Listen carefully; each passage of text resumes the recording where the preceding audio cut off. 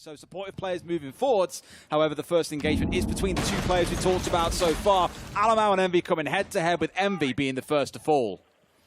That is a big start for G2 because you start unpicking this top floor defense and you start making Sandbox change things, move things, adjust. Now you've got Good Boy. He's been pushed into library. There's nobody mezzanine. There's an opportunity potentially for G2 to start pushing in and taking that space. I tell you now, the man at the top of library stairs just became a lot more important because if they can't hold on to that position, then Good Boy is done as well and it will start to fall apart. G2 are keeping that pressure on. They've got themselves the top floor. They're now established inside of office. They've got Citizen ready to go with the Finker outside of library. Good Boy tries to move inside of there. He's going to take some damage. G2 don't want to give away an easy pickup here. Shio, he's looking on towards the window. Good Boy does manage to get one onto Citizen, but not before the nade is released. And that's a direct trade. Alamau onto Shio, Doki onto Arakaze. And this defense has just fallen apart. And of course, Alamau's found himself at 3K so far. Static on the drop. Looked like he was going to miss it, but finds that kind of stuff down. You're struggling in the later parts of this tournament.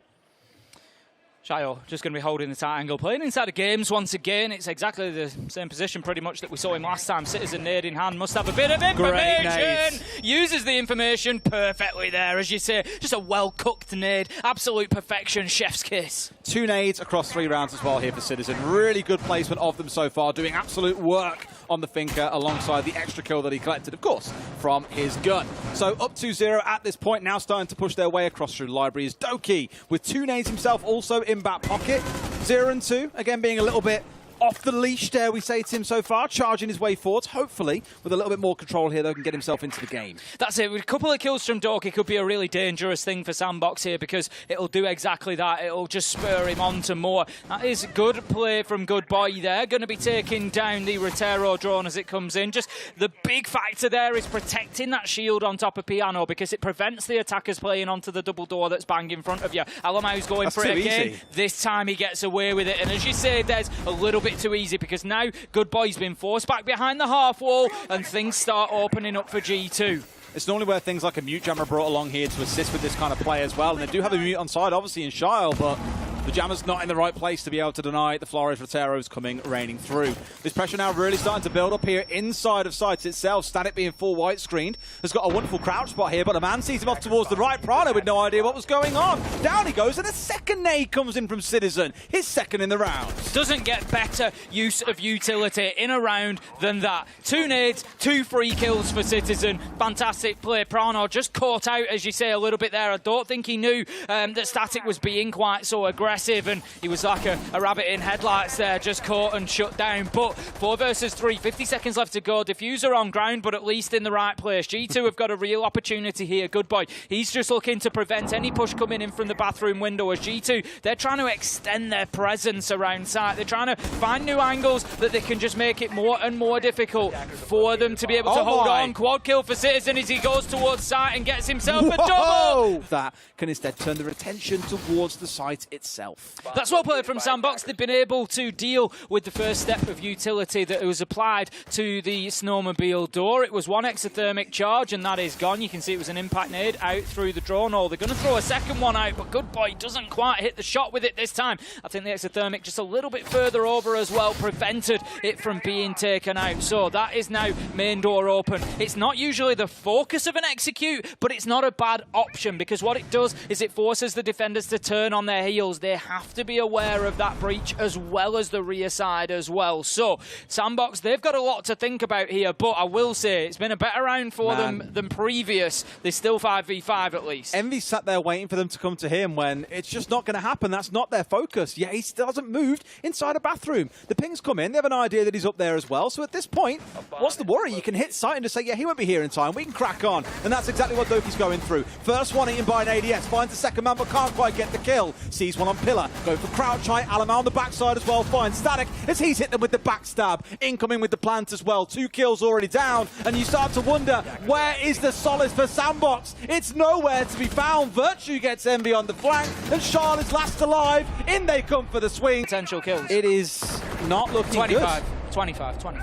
it just doesn't look good, no matter which way you want to look at things. In comes Citizen, sees the man still going quiet here, but Virtue steals his Just chased him into him. Chased him into him. It was perfectly He didn't know. He had no idea he was there. If he pops his head up again now, maybe find the second man. Good boy is sat at the top of these stairs. Up comes Citizen, sees the man, but again, just misses out by a fraction on what could have been his second kill in the round. But it was good trigger discipline from Citizen to let Virtue find the kill. The problem that Sandbox have got now is that G2 are playing with real confidence here. That's the problem. You can see it with Citizen moving in so quickly, for example. Now, Sandbox have been able to put the brakes on a little bit, but Citizen gets the job done to get that breach open. The Azami is above, so they need to be very careful of Static, making sure he doesn't hit them from the flank, but I think they're aware of that. Prano's heading up there to start dealing with this top floor problem. The thing is, G2 need to not get carried away. As I said, they're playing with confidence, they're playing on aggression, they're playing on speed, that's fine, but just remember, you got 3 minutes to do everything you need to do. Don't let somebody creep through and get a kill from behind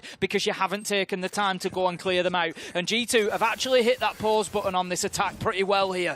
And at this point as well, they're starting to force him out. Yes, you've got a couple of Azami barriers down. You've got Static up here now darting away.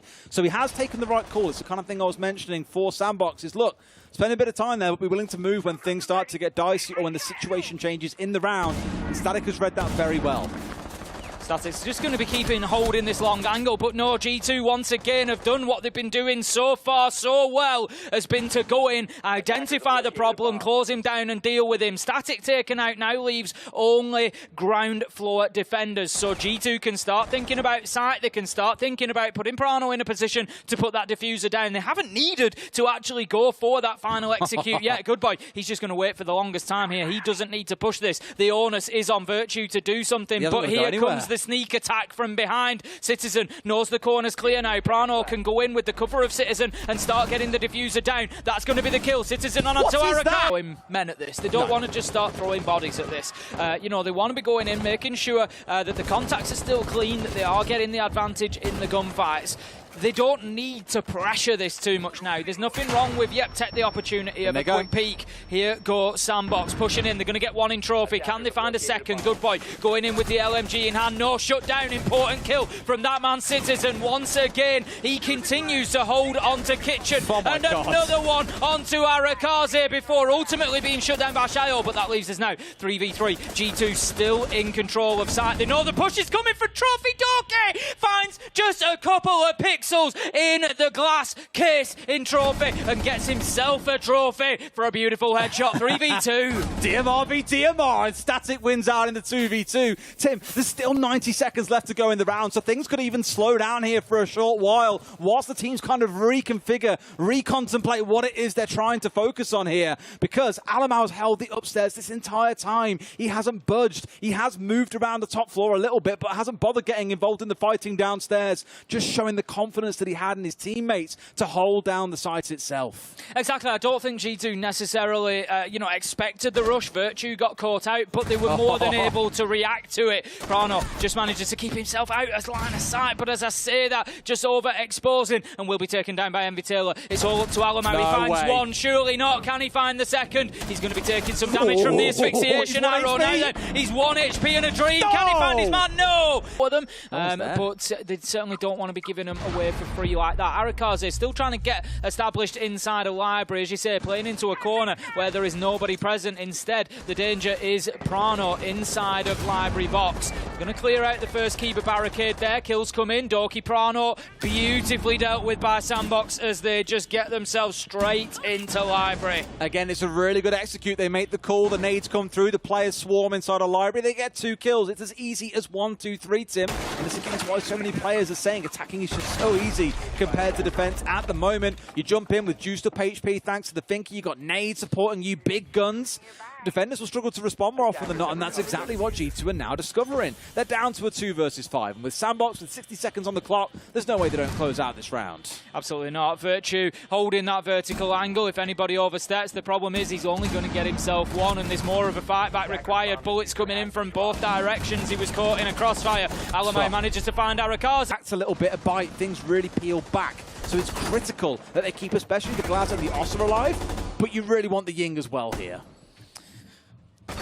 going to have the fight over Library Stairs as Doki tries to hold on for the time being. Doesn't want to be giving this up because it supports his players up on the top floor as well, of which there are a couple. Overextends and gets shut down by a Shighlight who was more than ready for that fight. That's going to be a nice headshot onto Doki, and as you can see, the pressure starts to mount on the players above, but Citizen able to take down Shighlight. That's an LMG off the board, and that is not a bad shout at all from Citizen. Virtue was down below. I thought for a second he was going to come up the stairs as well, but is now watching the other stairs from down through the hatch in case you do see that glass step up on there. At the minute, it's Arakaze holding up on the top side.